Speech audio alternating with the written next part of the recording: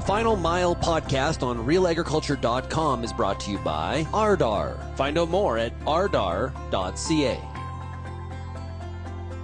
Ted Bilyea is an agri-food expert, former Maple Leaf Foods executive, distinguished fellow at the Canadian Agri-Food Policy Institute, and now also a director at RDAR. Ted joins us. Hey, Ted, how are we doing? Good, Shaun. Great to see you. Great to see you too. Ted, there is a lot happening in the world of agriculture, not only in Canada, but around the world. And it's hard to get a rope around some of it in terms of how it's all impacting many of us on a daily basis. Now, you've spent decades shaping Canadian agricultural policy and strategy. How would you describe the current state of agriculture in Canada? And are you optimistic? Are you concerned? Or I guess what's your outlook?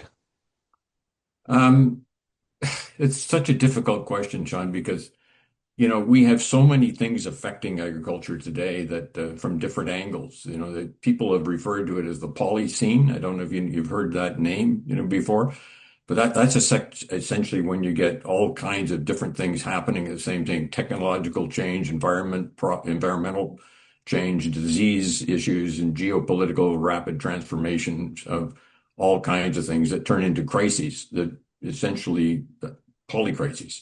And I would put us kind of in that. But having said that, I look at Canada as rather a unique, special case. So a good example of that, if we talk about how things change overnight first, last week this time, we had a significant competitive advantage on pork going into China.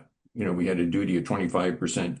The Europeans on their frozen pork going there, their duties ranged anywhere from 15 to 60% because the Chinese had a temporary, duty on it while they were sorting out what they were going to do with the Europeans. All of a sudden, late last week, that changed. And the Europeans now have an advantage. Their duties run from about 6% to maximum 20, and ours is 25. So we flipped inside of 2 days from very competitive to less than competitive. Hard to run a business on that basis. But if we back up a bit further and say, okay, so why overall am I optimistic on Canada? That basically is because I think in a sense we're going to be the last man standing, and I'll give you an example of that. So this year we're into what the International Grains Council looks at as perhaps one of the largest crops in history, 2.4 billion tons of grain, maybe. And everybody's getting rattled about that. And because Canada is part of that, we've had a great grain crop, mostly in Western Canada, not less so in the East. But the reality of that is that if you look back at the last 5 years, using the same numbers, we've increased the global production of grain every year. But we've increased consumption just a little more than production every year. And why haven't we noticed that? Because we've taken it out of the stocks. So if you look at the stocks for the last 5 years, they actually declined slightly, and that's how we made the difference up. That's telling you something long term. And if you add into that what the USDA has been saying, what the FAO and OECD, and easiest read is the GAP report that Virginia Tech puts out. Recommend that to your listeners to have a look at that. It tells you that productivity is not keeping up. Is not high enough to be able to keep that demand and supply in check. Productivity is actually falling. And particularly in the developed world, with our world, and to some degree that's because our research budgets have not kept up with demand, or we haven't focused on the right things, one or the other. But having said that, the strange part about it is that despite the fact that we are not fully keeping up with demand in the productivity sense, we are seeing very strange pricing. If you look back at the last 50 years, our levels of where we are today in the globally on grain, for example, or all foods. If you look at the FAO food index, which is produced every month, I'm sure your readers, and listeners look at that. We're hovering around the same high levels that we did in the mid 70s when we had the great grain robbery, and come in and followed by the oil crisis. So we're at those two high points, and yet we're not, consumers are feeling that they're feeling the pinch, but farmers are feeling that there's something wrong, that the pricing isn't right. So it's very, very odd situation. You say, well, how do we get into that kind of a mess? And then you begin to look at, what's been happening with trade. And you're getting trade moving all over the world into very strange places. It's a very inefficient trade flows today, Yeah. largely because of these geopolitical messes that we just talked about in the beginning. And so it's a very screwed up world. But at the end of the day, it all comes back to where are we going to be, in 10 or 20 years from now, with a continual population increase, at least for the next 20 years. Everybody's panicked about, oh my God, we're going to lose all these people, at some point, birth rates are going to fall. That's not happening anytime soon. But more importantly, even at the low growth rates we have today, Shaun, we're beginning to consume a lot more, particularly protein and fats, than we can produce. So I think the chances of us making the 41 million tons that we need of protein in the next 10 years, that you can see that in the FAO stuff. That's as meat protein. That's very unlikely, and I'm sure your listeners know full well why. So, What's led us to the productivity issue? And how to get out of it? um, well, I'm not 100% sure we will. That's Okay. the first thing.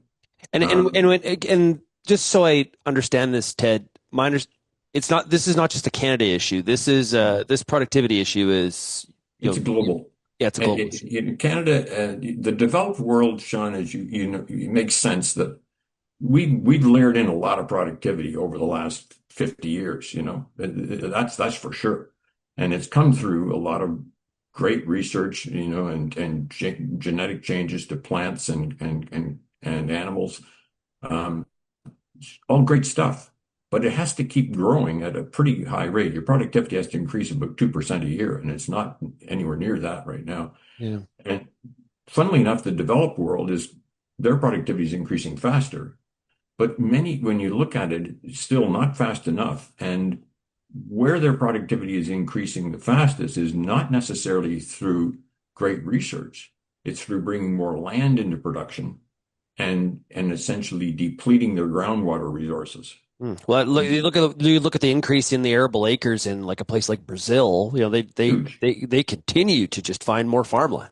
huge, like 70 million acres appearing almost overnight. Yeah. I mean, but there's a limit to that. That's productivity that has a physical limit at some point. And as you bring that, though, particularly if you're bringing rainforest into production, which is happening in Brazil and Africa, um, there are consequences of that. And the consequences of that are you're changing. There's a reason we call a rainforest a rainforest. It rains a lot. It creates its own rain. Once you take the forest away, then you begin to have problems that they had 2 years ago in Brazil, where you had a drought and in the northern part. And you know, that can upset things mightily very quickly. Now, for some of the audience, they may be listening to this and being like, okay, whoa, wait a minute here. Seems like we're highly productive in the grain sector. We've got an abundance because of where yields have been. We have an abundance of product right now, and prices are depressed.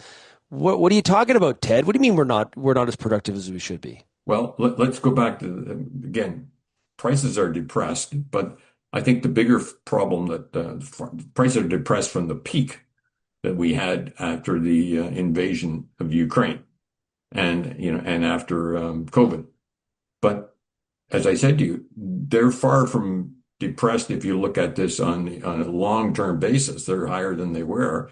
What is a problem is that the input costs are very, very high, and they have been going up. So what farmer can earn out of this is that is a crisis, and not one we should take lightly.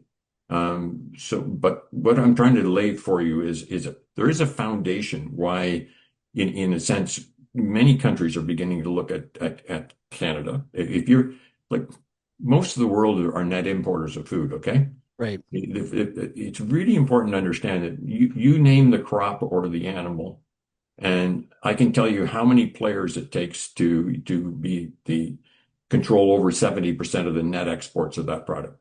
So if you take virtually any of the grains, it less than 7 countries control more than 70% of the net exports globally. And Canada features in virtually all the categories that we produce, whether it's canola or wheat or or pork, or you can name quite a few, pulses for sure. In some cases, less than 7 to produce 80% of the net exports. Well, that means most of the world are net importers of food. And the ones that are big net importers, like Japan and Korea, for example, are beginning to realize that, hey, maybe we should be working something out with people where our food security is at stake, because this is a very unsettling world that we live in. So suddenly that becomes the base case for agriculture in Canada. But that's not where you stop, and you need to add on to that. What kind of research are you going to do? What kind of things are you going to do that separate you from everybody else so that when you get big crops, it doesn't destroy you? Yeah.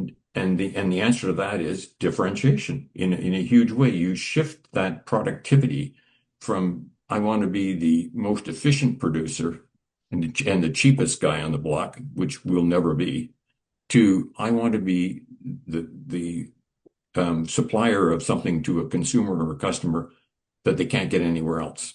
And we have a pretty good history of that. And much of that it could have come through research, but much of that has come more by accident almost. And the pork industry exists today in Canada as a substantial industry because in 2 different occasions we did things that were I would say initially hated and turned out to be absolutely perfect. And the first one was the introduction of back at the time before the Civil War, when a chap came over from England, and William Davies, and introduced the British breeds into the Canadian hogs, because in those days all the hogs were lard hogs that the Americans produced, and you needed lard. And timing was perfect because after the Civil War we got big duties on everything. Barley was going into the United States with free, and suddenly it had a duty on it, and with tariffs. And as those tariffs got bigger, lo and behold, we found an export market for our pork in the UK and in Europe in general. That was a huge market for us, and it built packing houses across the country simply because we were different. And then we repeated the same thing again when essentially Canada Packers and my team invented chilled pork. And the day we did that, and we did it in an American plant because I couldn't do it in our own plants. That was people were adamant about the fact that you're crazy. Why are you doing that? You're spending money for needlessly. Frozen is just as good as chilled any day. So it was either fresh or frozen at that time. Yeah, there was no chill. But it happened because I was in a Hormel plant. They were sending fresh pork to New York City because they were getting huge complaints in the middle of that. It was a very hot summer in the 80s, and they couldn't handle the complaints, so they started cutting loins in half because they had nothing to put them in, putting them in a cryovac bag that fit it, and putting it in ice. And I was in the plant because we were exporting Hormel's frozen product to Japan along with our own. And I asked them, I said, why are you destroying all the value in this loin? He said, It's the smelly pork claims. And I said, what's it doing? It's giving us another week of shelf life. We have one, now we get 2 weeks of shelf life. I spent the rest of that summer with my Japanese technician in that plant trying to see if we could get it to 3 weeks. Because if we could add one more week, we could take it to Japan. And the only country in the world that was exporting to Japan chilled pork was Taiwan. The only one. And lo and behold, by that fall, we had our first shipments. And Shaun, that's where we moved from what was the red ocean, into the not just the blue ocean. We went right through it. We were in the white space. There was no competitors. And we had at least 2 years of that. And then unfortunately that old Hormel plant shut down. And had it not been for Alberta in the Gainers situation where Gainers went bankrupt and the Alberta government took it over, and a discussion with their deputy minister at the time, I said, he was saying, we got this plant losing tons of money on our hands. I don't know what to do with it. I said, how would you like to build the first chilled pork line? Mm. And he said, what's it going to cost? And so I gave him I said, we'll supply all the technology for it. And our trading division. And sure enough, within 6 months, that plant was starting to make money. And that was the first chilled pork exported. It really never worked well because I could never convince our own people at the time, because our main shareholder was a Brit at the time. But when Wallace McCain came along, it took him all of about 5 minutes to understand Right. what I was talking about. And he said, I'll build you a plant. That was the start of Brandon. And then I converted the one in Lethbridge, the beef plant in Lethbridge, to a Japanese plant. That's about differentiation, eh? And then you had to go on and preserve it because the technology eventually spread. The rest, other Canadians got it, and Americans and climbed into the technology, of how you get chilled because we was pretty good.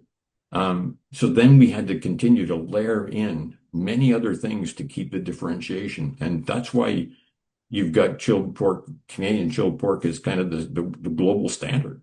Mm. It's the best. And, we just won the Golden Apple Award in Shanghai Food Fair, which is huge, and that's based on, having a consumer trust and essentially brand recognition or not, sorry, because I said customer trust and brand recognition. Yeah.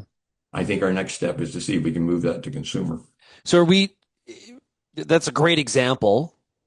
Look at it a little higher level across most commodities that we are producing. Are we far too addicted and just comfortable with commoditized Yeah. sort of selling? We are. Yeah. But we talk about value added all the time, but at the end of the day, it just seems like selling commodities is way more comfortable. It unfortunately is, but more and more of our commodity selling is moving into foreign hands, Right. particularly our grain business. I think the majority, more over half the grain business is now handled by non-Canadians out of Canada. I mean, if you think about it, big changes. Um, those differentiation things, though, are not unique to pork, and we just need to keep going with them. And look at the potato business in Alberta. That's a business that RDAR has worked very hard at, particularly around the irrigation side. You've got, that's a business that the first export of French fries out of Alberta, it was York Farms in Lethbridge. And I used to send that stuff to Japan. All of a sudden, people started saying, well, these are good French fries. So, Shaun, why were the French fries noticeably different in Japan by the Japanese customers than French fries coming from other places in the world? Mm. It was because we controlled the moisture perfectly, and so because you were on irrigated land, and all the other conditions were wonderful too, and we had very low disease. So that became another example of the same thing, and we shipped bagels to the UK when we took over Canada Bread, started shipping bagels to the UK for our Calgary plant, and we totally changed the entire UK business within a year. because that was retarded dough, Montreal bagel, and what the Brits were eating in their supermarkets was essentially bread with a hole in it. Right. And so Not the same. every time you do that, you begin to pull money out of essentially you change the transaction, and it's no longer commoditization. I mean, I have a butcher store in my neighborhood, right near here. Well, guess what? You can walk in that store and buy in Canadian ribeyes, for $59 a pound, and with all kinds of special, trace and everything to Ontario farms. But you can buy Wagyu imported from Australia for over $100 a pound, or you can buy Wagyu from Japan for almost $199 a pound. If people don't believe me, Shaun, tell them to look up the Cumbria Meats website.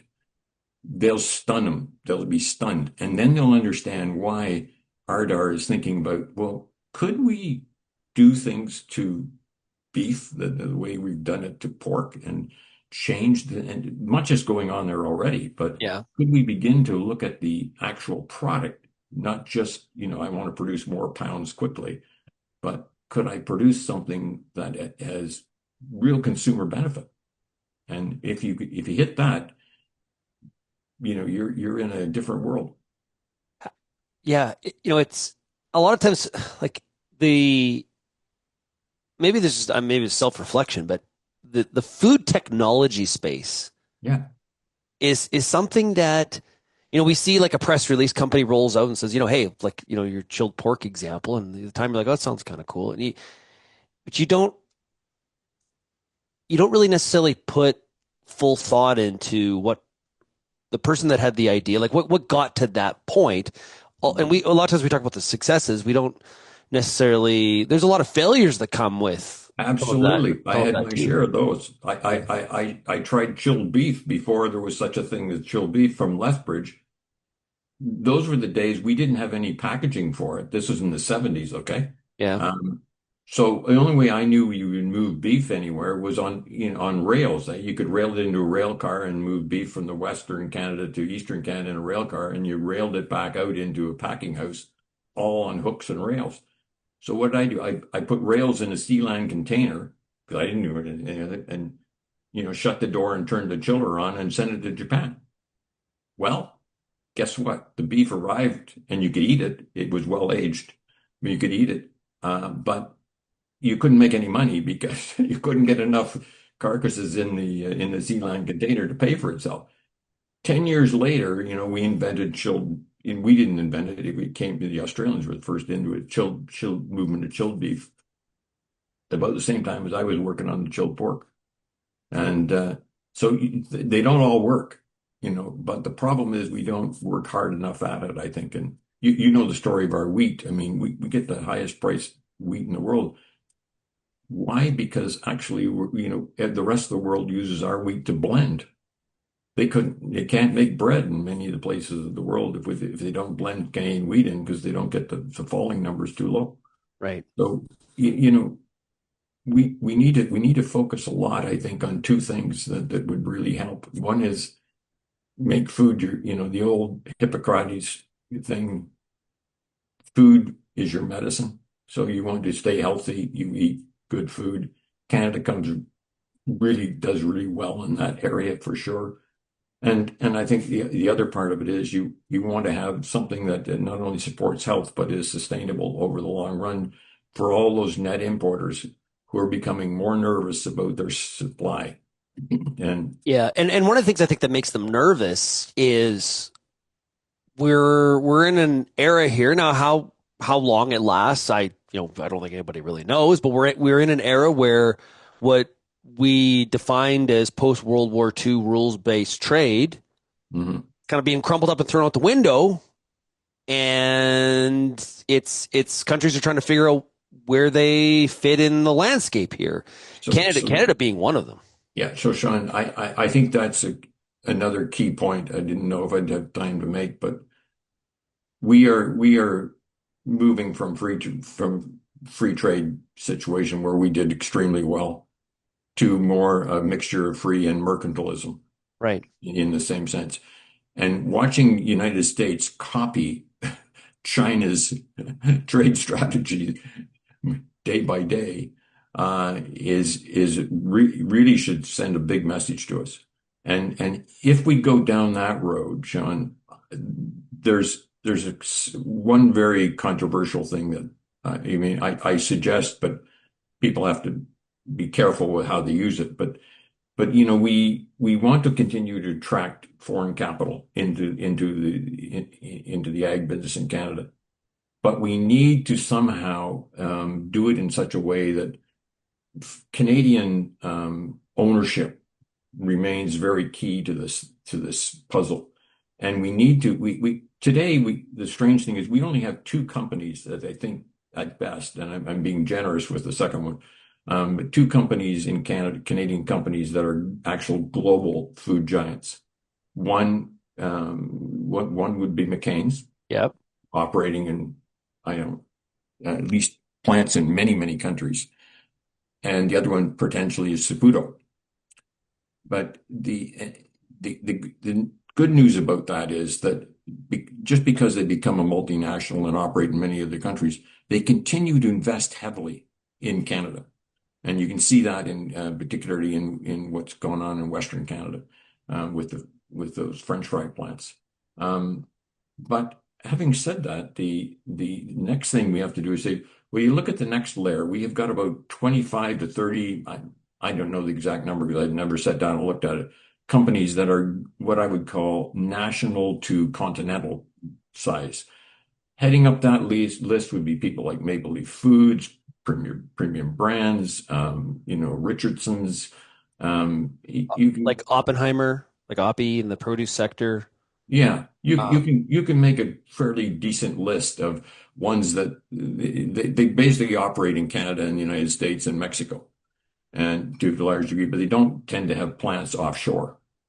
And what we need to do is have a strategy to take these continental players and graduate them to the likes of McCain and Saputo. And doing so, you get two huge wins out of that. You keep your brain trust for food in Canada. You don't become controlled by essentially foreign multinationals, which is certainly the case in beef. Certainly the case is growing rapidly in grains, and you can begin to become it's like a security to all the farms that supply these things. Your best, as you know, I've said this many times to many people, and they throw things at me, but your best BRM is having a plant in your backyard that is competitive because it's different, mm. and that's your best, possible protection. And you only get that in reality if we can take some of these many companies. There's quite a long list actually when you put it together. Particularly, strangely enough, particularly in the bakery side, there's been a growing list of Canadian companies, and because you've seen our bakery business become actually a big piece of the trade surplus that we have in the United States and in the consumer products. So we need to graduate those companies and do it in such a way that we're not saying we don't like SMEs because we're full of SMEs, but a lot of the research programs need to be looking at how do these mid-scale companies or larger continental grade companies, how can they produce something that is really needed by the market? They're not competing on price. Well, and the reverse, if that doesn't happen, is you get Canadian subsidiaries of those larger foreign entities, Yep. and the Canadian president is a commercial manager. A lot of the decisions are not being made in country. They're a liaison to the Absolutely. country, right? No, I've seen that in my lifetime, Shaun, in a big way. And what's the case? So, and then some would say like, okay, that's just the reality of globalization and consolidation in a sector that requires a ton of capital. We there could be profits in say the meatpacking industry, but the reality is it takes a lot of capital and to enable to do that. So it's not set up for locals to just kind of make it happen. So what's the consequences, Ted? I've heard that before, but so the opposite to that is that if you go to Canada Pension Fund and you ask them why you're not investing more in Canadian multinationals, and they're saying, well, I'm sorry, but we don't invest 50 million. We invest, I think our minimum, and I don't want to take this out of context, so Yeah, I'm just going to say, I'll guess, our minimum is a half a billion. Well, right. suddenly, then what can you put the money into? The money's there, the entities are not, and so you need size matters. So that would be the first piece of that puzzle, and I think then the second piece of it is that once you get something that people really want, the biggest problem in Canada I've incurred is you can't scale fast enough. Right. There's a gap from idea to whatever, large entity. Yeah, There's a gap. once they like it, once the consumer really wants it. Actually, that was one of my biggest headaches, in the pork game. We didn't have enough pork. When we landed the second largest supermarket in Japan, and the president said to me overnight one day, he said, "Hey, I really like the fact that we've got your brand in our store," and we were the only branded pork. Everything else was U.S. pork, Danish pork, Irish pork, etc., Canadian pork. We were Maple Leaf pork in the second largest supermarket. And he said, we're going to give you all of Japan, not just Tokyo. That was that was a nightmare for me because that would have meant I'd have to take all the Canadian pork that we were, that was about equivalent to Toronto. It's just, okay, well, we just won't ship pork to Toronto. I mean, so that's how difficult it becomes. You have to have some kind of a plan to scale. Okay, so why do we have a scale problem? Okay, so you got to have a plan, but it feels like there's more missing here when we talk about this because this comes up in a lot of different threads in agriculture and beyond it when we talk about the country. I really think it gets down to can you can you believe the market will still be there tomorrow morning to scale? Because you're not going to scale for Canada. Right. There, you mean, 41 million people? Hell, that's not as big as the It's Bay nobody. Area. It gets nobody's attention. Mexico No, City's 27 million or yeah. whatever it is. Well, the only reason we're even on the global map is because, it's not because we're a humongous producer of agriculture. That's nuts. We're not. We don't even, you can hardly see us in total. But it's because we don't eat it. So what we produce is all surplus, like Which is 70. where that lack of rules-based trade that connects to this because It that's a hits us real hard. it's a retarder for growth. It's a huge issue. If you've got sustainability in that, perfect. You're in great shape. But what people forget is that the largest producer by region, the largest producer of food in the world is East Asia. The second largest producer of food in the world by quantity is South Asia. The third is South America, and the fourth is North America. Mm. And yet, East Asia is the largest net importer of food in the world. And so, everything depends on what happens there. And Africa is suddenly moving into that category where it's becoming, for the first time, producing a lot more, but it's becoming a significant net importer.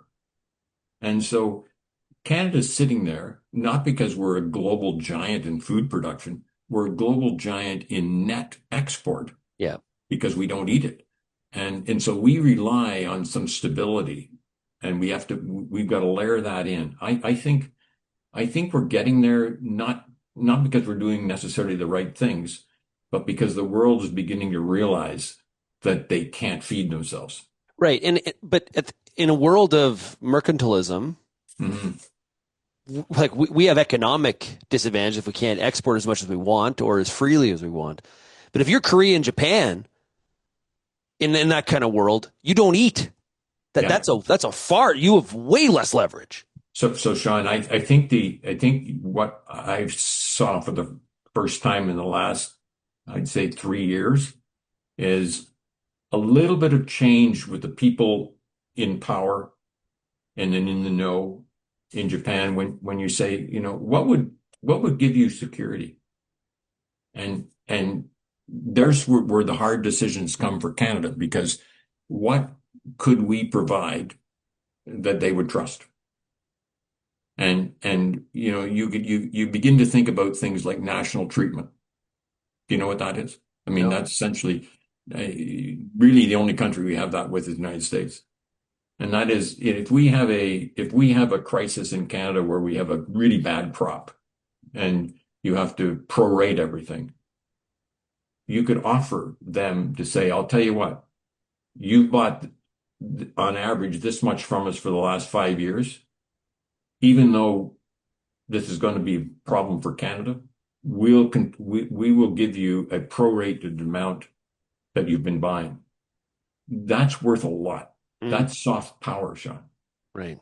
And I think we're not there yet, but we're beginning to think about it. But in order to make that work, we've got to graduate more of those Canadian companies that I talked about from the Continentals, in business. We've got to graduate them more into that. And it's beginning to happen on its own a little bit. I'm seeing a lot more, there's a lot more interest in marketing than there used to be in particularly in the rich part of Asia, and that's where we should spend our efforts. Yeah.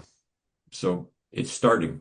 Okay, so we're kind of working our way backwards here. This all begins with research. Yeah.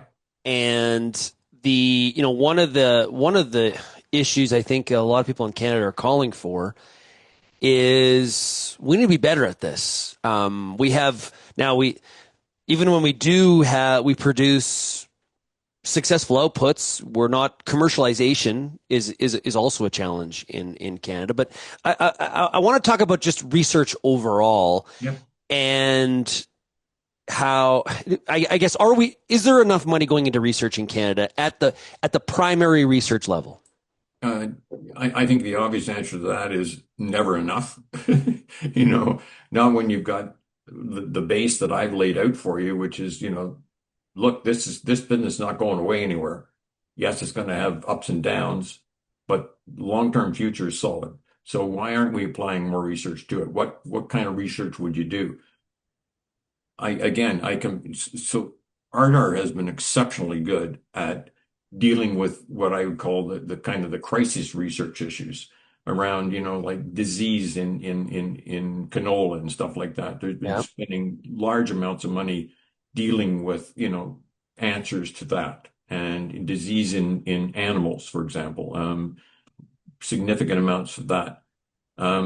But some of this money needs to be spent on thinking through the other piece of the puzzle, which I gave you, is that we don't just want to survive in this world, by being able to produce more on, better yields on per acre or more pounds on an animal. We want to be able to make ourselves significantly different, because there's plenty of the world that'll pay for it, And so maybe it sounds very harsh, but I'm less interested in feeding the world than I am in making money from the people who can afford it.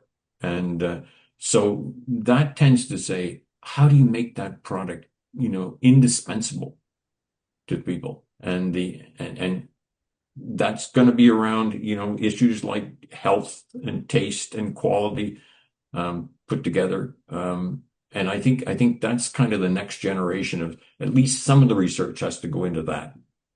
One of the challenges here is that it's easy to justify the research when we're in hindsight, right? It's like, oh, there was this problem, or somebody had the foresight, and after 5, 10, 20 years of this great research, look at the outcome that we got and the value that was created. That's easier because we focus on the wins. Yeah. But in the moment, if we're thinking about the next 30 years, Yeah. at a time where governments are, we're hearing about austerity and cutbacks, Yeah. man, it's a much harder Mhm. thing for leadership in the country to say doggone it, you know what? There's going to be some slippage here, and we're not going to have a whole bunch of wins, and there's going to be some projects that totally fail, and it's going to be hundreds of millions of dollars.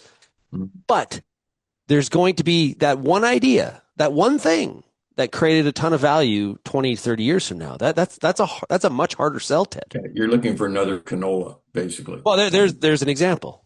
Yeah, another canola, or essentially a repeat of the pork thing. And I think that it's easier for that to happen when you've got the link between the farmer and the processor.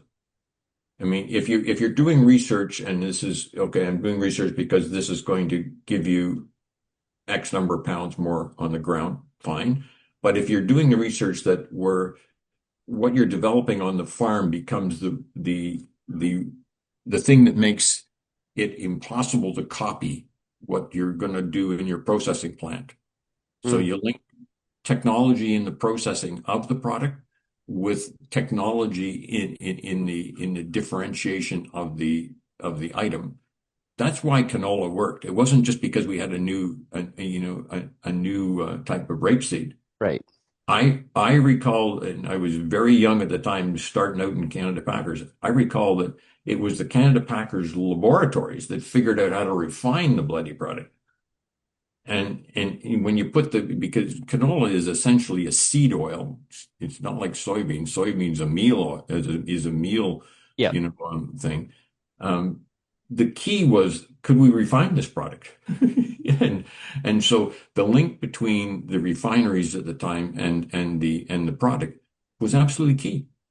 And we don't look at it that way anymore. We kind of look at it like, individual projects, and I think you need to link together the processing and the growing to create a product. And then when you create that product and it's different, you know what, Sean? Suddenly the scale issue doesn't it becomes your friend, not your enemy, because anybody outside of that, it doesn't, the people who are always largest scale, they're not going to want to embed something that requires going back into the crop and changing the crop. That's beyond them. They don't want to break scale. Here's what you So didn't say, Ted. You're talking about a commercial and the farmer. yeah, Okay. And there's some intermediaries, of course. But yeah, what you didn't mention was government. that's right. And that tends to be when we have conversations about research funding and the amount of Yeah. going into research, it's all in Canada, it is always centered around what is government doing in that area. And I'd rather, I mean, at the end of the day, government research is important. It was important for canola, for example. But at the same time, it's very important to stimulate research in Canadian companies that are going to link up with the farm and let them pay for it. I mean, those research, the reason why I was involved with Hormel was because Hormel did all of its research in Toronto. Canada Packers was the research labs for Hormel, Mm. and 21 PhDs working on meat and and oils and animal feed.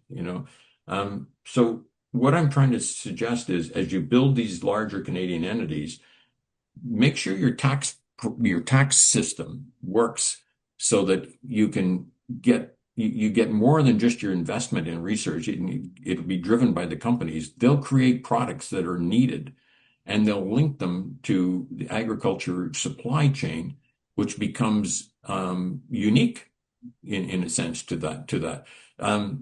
A crazy example for you, which it didn't exactly occur with huge amount of research initially, was, we created, and again, your biggest problems is arguing sometimes with your own customers and then arguing with the farmers, because nobody Yeah. wants to do anything that's going to cost money. Yep. So by accident in the 1970s, because we were so busy developing Japan, one of our key guys that was our partner in Japan was an expert on soybeans. And he was with me in Ontario at one point. We were down trying to develop some fish business, strangely enough, out of Homestead Foods in Lake Erie. And he said, "Oh, stop the car." I was driving him down there. He ran into the field. I didn't even know what the hell we were looking at. And he's starting to look at these things. And he says, "Let's forget about the fish. We got to buy these things." I said, "What are they?" "They're soybeans." And I said, what do you want? It's, we literally went up to the farmer's door, knocked on the door, and he said, you tell him we're buying those beans. I said, we'd like to buy your soybeans. The guy looked at us like we were two lunatics, Yeah, you know. exactly. These two And crazy and people. and he said, I sell them to St. Clair Grain and Feed down the road. Go and see them. I went down there, knocked on the door of St. Clair Grain and Feed. We'd like to buy this farmer's soybeans. Oh, we can sell you soybeans from anywhere. And I said, no, no, no. His soybeans. Because well, we can't separate them. Mm. And so I said, well, if we pay to separate them, will you do it? Yes. He thought we were crazy. So we did. Guess what? Those were hardwood soybeans, which this guy had figured out, were bred from a Japanese variety in Ontario by the Arrow Research Station.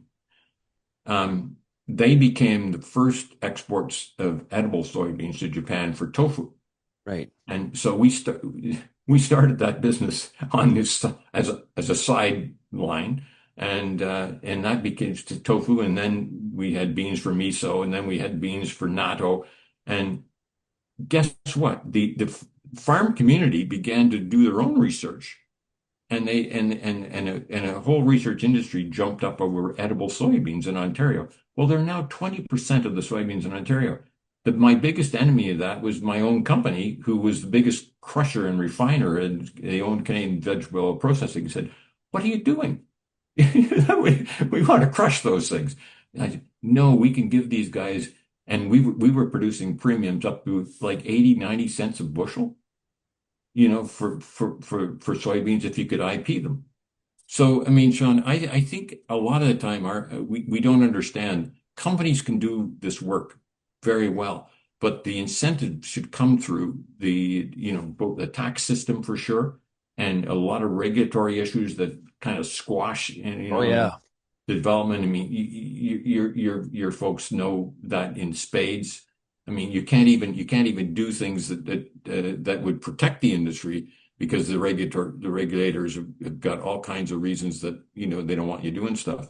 So I would use the tax system and regulatory development more so than worrying about whether the government's going to throw more money in itself. One of the when we talk about research strategy, Hmm.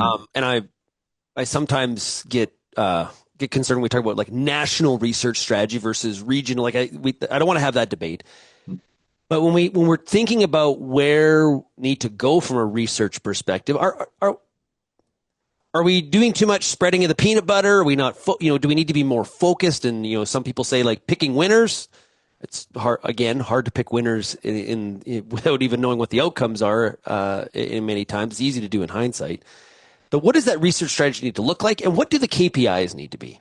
Okay. Boy, that's a big question. Well, first off, I think we absolutely have to do research, and government should be deeply involved in it when there is a really significant threat on the horizon, and we've got plenty of those coming in, mostly in disease, animal disease and crop disease. So if they're not doing research in that, then they're essentially putting our future in jeopardy significantly, and maybe even human health. So I don't think they get a buy on that one. I think they have to do it.